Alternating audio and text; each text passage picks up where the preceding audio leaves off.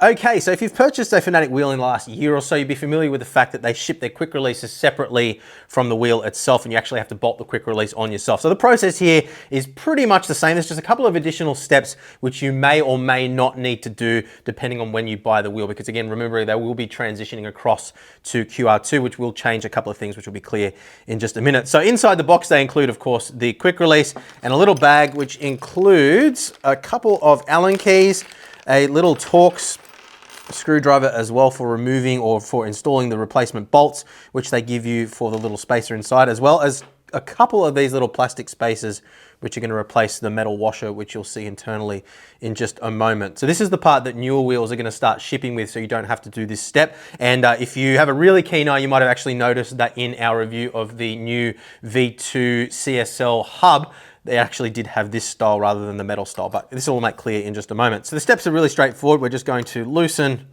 the bolts, securing the existing quick release.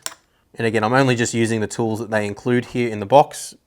We want to do this the way that you guys will hopefully be doing it. Now we're going to keep these bolts because they're going to be the same ones that we're going to use to affix the metal quick release in just a moment. I should also mention while we're doing this too that the installation process is essentially the same, well, exactly the same between the Pro and the Standard, and pretty much the same as well for the light version. So there's no need to run through that separately. So once you've removed all the bolts, you may find that this is actually a little bit difficult to remove. In my case, it came off pretty easily.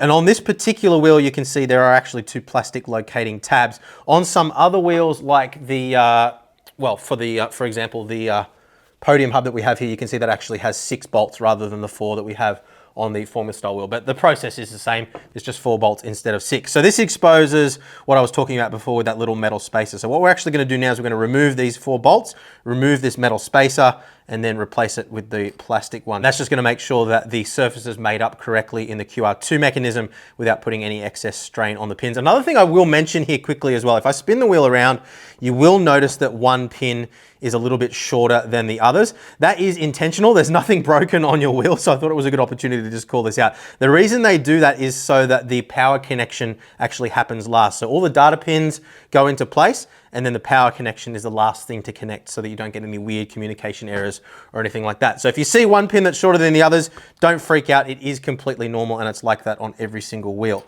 So what we're going to do now is take the other Allen key included in the kit, and again, just loosen off these bolts. And unlike with the bolts around the outside, these ones we are actually going to replace with the new ones that they include inside the kit, because the spacing is a little bit different. So that is fine. So that is now removed.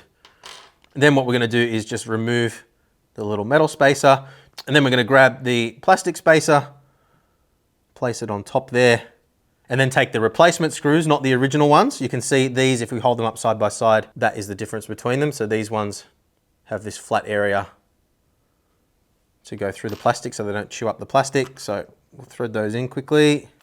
Now there are only 4 of these. There is one that is not going to be populated. You'll notice, you might have noticed when we had this off earlier, there isn't actually a threaded hole in that one position. Not sure exactly the reason for that, but it is what it is.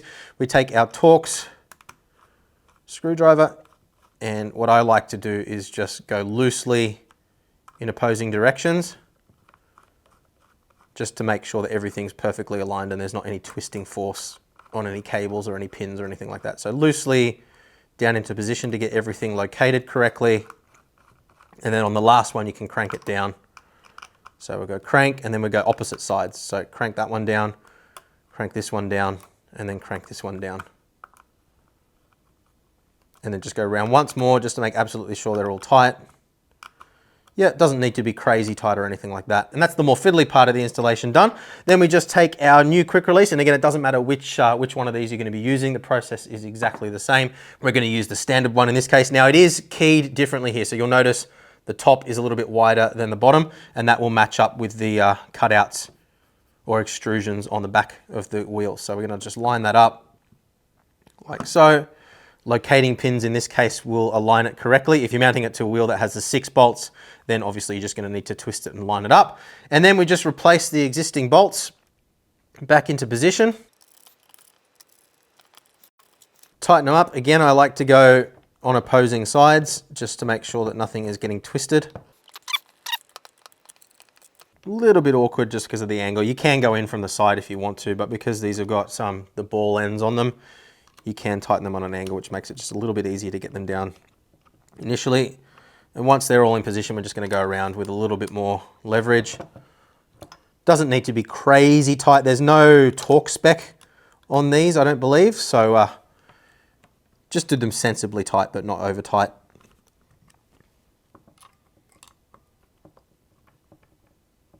And that is it.